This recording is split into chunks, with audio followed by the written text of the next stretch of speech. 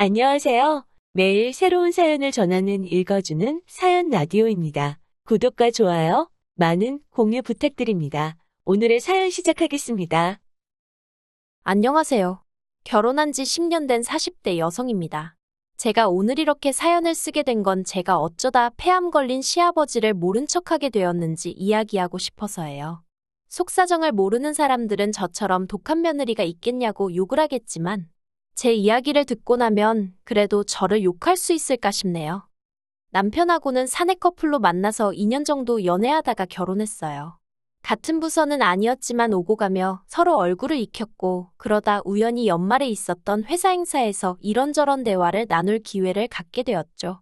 술도 한 잔 들어가서 그랬던 건지 평소라면 워낙에 낯을 가리는 성격이다 보니 아무리 얼굴은 안다 해도 통성명도 한 적 없는 남자와 대화를 나눌 일은 없었을 텐데 그날은 이상하게 남편하고 별의별 이야기를 다 나눴던 것 같아요. 게다가 내친김이라고 해야 할지 연락처까지 교환했고요. 그리고 이후로 남편이 먼저 밥 먹자 영화 보자 하며 데이트 신청을 해왔고 그렇게 사귀게 되었습니다. 사귀는 동안 사내 커플이긴 했어도 뭐 부서도 다르고 업무적으로 겹치는 게 없어서인지 저희가 사귀는 걸 아는 사람들은 많지 않았어요. 그래서 조용히 연애하다 부부의 연을 맺게 되었답니다.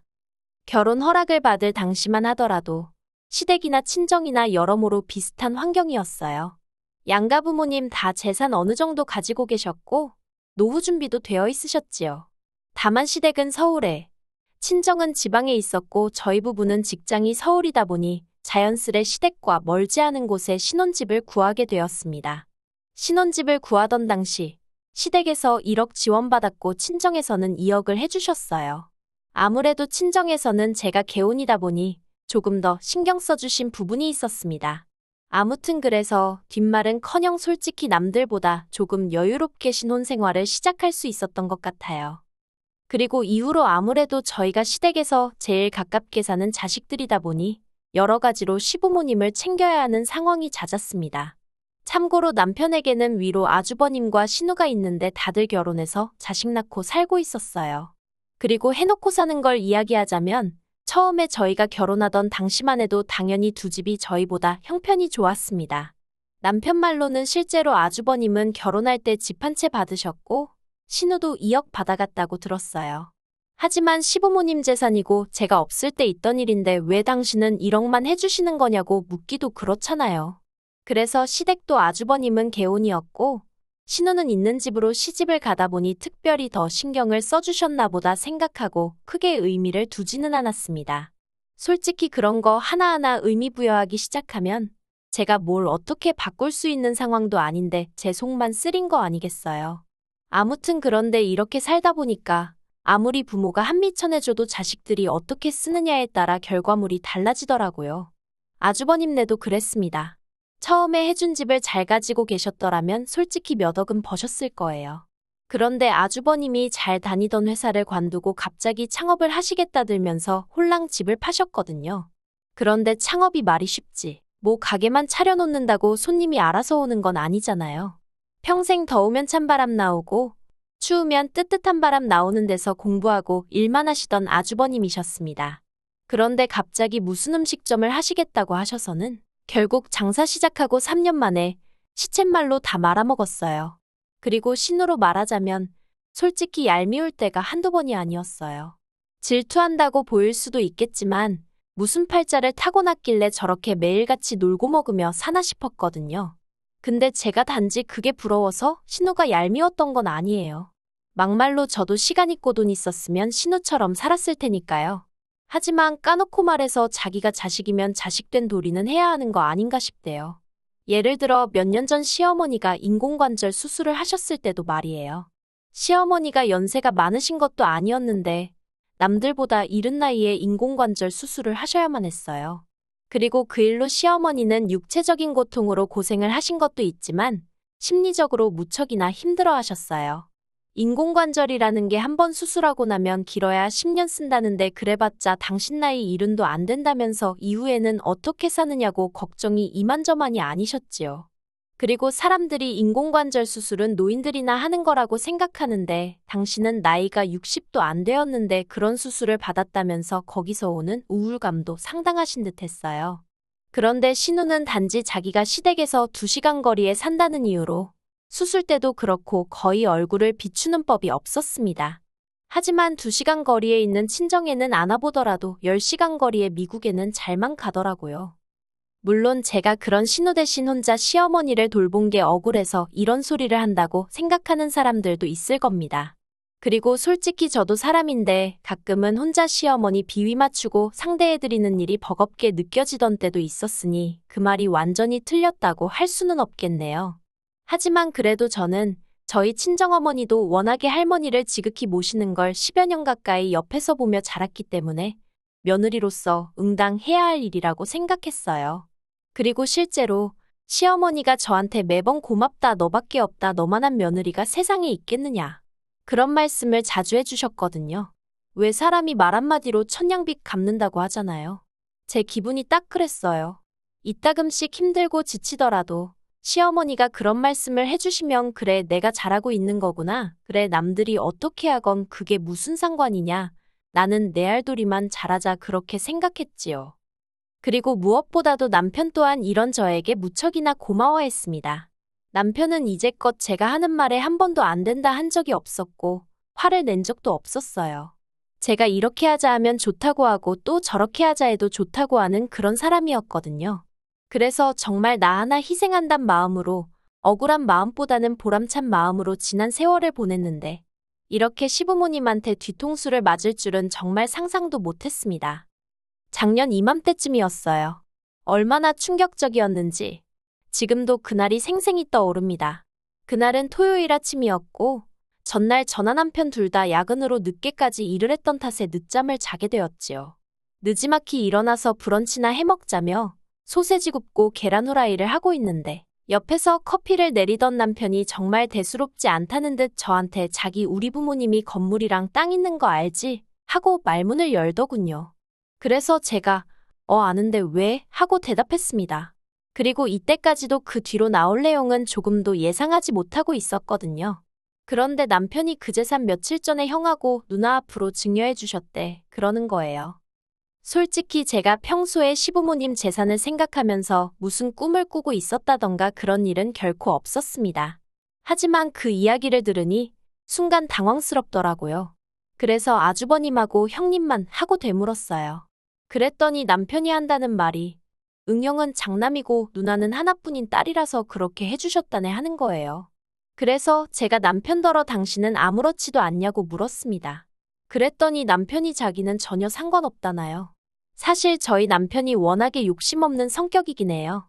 그리고 지난 몇 년 동안 상황이 많이 달라져서 결혼 초와는 달리 아주버님에 비해서는 저희가 월등히 잘 사는 상황이었고 신혼에야 워낙 그쪽 시댁의 재산이 있으니 저희와 비할 것은 아니었지만 그렇게 치자면 저도 친정부모님 상황이 나쁘지만은 않았으니까 솔직히 속된 말로 딸릴 건 없다고 생각했지요. 하지만 그것과는 별개로 그간 저한테 정말 미주알고주알 다 이야기하시던 시어머니가 그런 이야기는 쏙 빼놓고 안 하셨다는 것도 서운했고 제가 그간 시부모님께 어떻게 해드렸는데 하는 생각을 하니까 너무 섭섭하더라고요. 하지만 더 열받는 건 남편이 이후에 한 말이었습니다. 시부모님이 남편더러 저한테는 당신들 죽을 때까지 말하면 안 된다고 했다는 거예요. 그리고 이 말을 듣는 순간 남편은 별 생각이 없었다지만 저는 느낌이 딱 오더라고요. 돌아가시는 그날까지 효도는 나한테 받으실 생각이었나 보다 하는. 한편 그 대화를 나누고 며칠 뒤 시부모님이 저더러 제가 한갈비찜이 먹고 싶으시다며 전화를 하셨더라고요. 그래서 그럼 자리 한번 만들어서 밥도 먹으며 말을 해봐야겠다 싶었습니다. 그렇게 저희 집에서 저녁 식사 자리가 만들어졌고 남편은 시부모님께 티내지 말라고 했지만 저는 도무지 모른 척 넘어갈 수가 없었기에 유산 이야기를 꺼냈어요. 그런데 제 말의 요지는 왜 저희는 안 주셨냐가 아니라 왜 저한테는 숨기셨냐였거든요. 솔직히 저한테 남편한테 말씀하셨듯이 아주버님은 장남이고 신우는 하나뿐인 딸이라서 그렇게 챙겨주고 싶다 하셨으면 서운하긴 했겠지만 제가 안 된다고 하진 않았을 거예요. 말 그대로 그 재산은 시부모님 재산이니 제가 이렇게 저렇게 하시라고 말할 주제가 못 되잖아요. 그렇지만 그래도 저한테도 이야기를 해주셨으면 좋았을 것 같다고 말은 해야겠다 싶대요. 그래서 시부모님께 제 생각을 조심스레 전했습니다. 그런데 시부모님의 결론은 며느리는 며느리일 뿐인데 왜 시댁재산에 관심을 갖느냐였어요. 며느리는 피를 나눈 가족은 아니지 않냐? 그러니 유산상 속에 있어서는 며느리는 나설 자격이 안 된다나요. 그리고는 저더러 하시는 말씀이 서운해하는 것도 말이 안 되는 거라면서 저더러 이상한데 관심 갖지 말고 할도리만 잘하면 된다는데 요즘 말로 현타라고 하죠? 그게 정말 딱 오더라고요. 누구한테 뒤통수 한 대를 세게 맞은 듯 정신이 드는 느낌이었습니다. 그래서 그날 정말 식사를 코로 한 건지 입으로 한 건지도 모르게 하고 시부모님이 집에 가신 이후로 남편에게 당신도 들었지 않냐며 나는 완전한 의미의 가족은 아니니 앞으로 그렇게 알고 살겠다 했어요. 나는 며느리로서 이 집에서 권리는 없고 의미만 있는가 본데 그런 역할은 못한다고요. 그러자 남편이 저 좋을 대로 하랍니다. 자기가 어떻게 하라고 강요하고 싶은 생각은 없다면서 오히려 자기가 생각이 짧았던 것 같다고 미안하다고 하더라고요. 그리고 그때부터 시부모님께 아무것도 해드리지 않았습니다. 여기서 말하는 건 안부 전화는 기본이고 명절이나 시부모님 생신 같은 날을 챙겨드리는 거 전부 다 포함이에요. 그냥 까놓고 말해서 나한테 시부모님은 없는 분들이다 나한테 시댁은 없다 생각하고 살다시피 했지요. 그런데 지난달 초에 남편이 시아버지가 폐암2기라는 진단을 받으셨단 소식을 전하더라고요. 그래서 제가 남편더러 고생하시겠네 했어요. 그랬더니 남편도 그러니까 말이야 하고는 말더라고요. 솔직히 저희 남편이 효심이 없는 사람은 아닌데 그렇다고 그 효심이 얼마나 대단한 사람도 아니다 보니 시아버지가 폐암이라고 해도 자기가 딱히 나서서 뭘 해야겠다 그런 생각은 없는 눈치였어요. 그냥 말 그대로 우리 아버지 어떡하냐 고생하시겠다 이 정도였달까요. 그리고 원래대로라면 제가 오히려 나서서 시부모님 찾아뵙고 앞으로 이렇게 해야겠다 저렇게 하셔라 하고 한마디로 5만 가지를 챙기려 들었겠지요. 하지만 저는 더 이상 그렇게 할 생각이 없었기 때문에 그냥 건강 잘 챙기시라고 해 한마디 하고 말았습니다. 그런데 이후에 일어난 일들은 정말 황당하기 짝이 없었어요. 시아버지 폐암 소식 이후로 남편이 제가 묻지도 않았는데 또다시 시부모님한테 연락이 왔었다며 이야기를 꺼내더군요. 시부모님께서 남편더러 저한테 시아버지 소식을 전한 게 맞느냐며 제 반응을 무척이나 궁금해하시더랍니다. 그리고 저희 남편은 딱히 없는 소리를 꾸며내는 타입도 아니다 보니 제가 보인 반응 그대로 전했다대요. 시부모님은 제 어떤 반응을 기대하셨던 걸까요? 확실한 건 제가 보인 반응이 시부모님의 기대치와는 많이 달랐던 모양입니다. 그러니 연락도 없이 저희 집에 찾아오셨던 거겠지요. 예상치 못한 방문이었지만 그래도 문 밖에 서 계시게 할 수도 그렇다고 그대로 돌려보낼 수도 없어서 일단 현관을 열어드렸습니다. 그리고 어이없게도 시어머니는 저를 보자마자 눈물을 보이시면서 제 손을 잡으시더니 당신이 다 잘못했다면서 아주버님하고 신호하고 이야기를 해봤다고 그러면서 저희 몫으로 2억을 주기로 하셨다네요.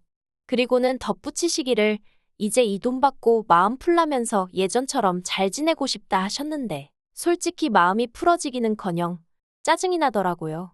막말로 2억 받고 시아버지 병수발이나 들라는 소리를 하러 오신 게 눈에 뻔히 보였으니까요.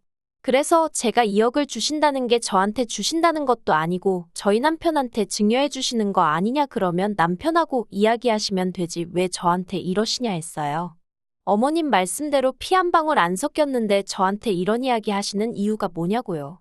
그리고는 남편도 옆에서 시부모님더러 그러게 왜 이 사람한테 그러냐고 한마디 덧붙이대요. 형하고 누나만 줘도 이해할 땐 언제고 이제 와서 왜 나한테도 준다고 하는 거냐면서 나는 그 돈 안 받아도 상관없어 그러는데 솔직히 남편이 눈치가 없어서 그렇지 사람이 겉과 속이 똑같거든요. 그리고 남편이 그렇게 나가니까 시부모님도 더는 당신들 속내를 어떻게 포장할 방법이 없으셨던 모양입니다. 저희더러 그래서 아픈 시아버지를 계속 모른 척 할 참이냐고 따지듯 물어오셨으니까요. 그래서 제가 아주버님하고 신우는 도대체 뭐하냐고 되물었어요. 저는 이때까지 할 만큼 한 것 같은데 그래도 가족도 아니라고 하는데 제가 뭐 한다고 병수발을 들겠냐고요. 그리고는 남편더러 배웅 잘해드리라 한마디 하고 안방으로 들어가 버렸습니다.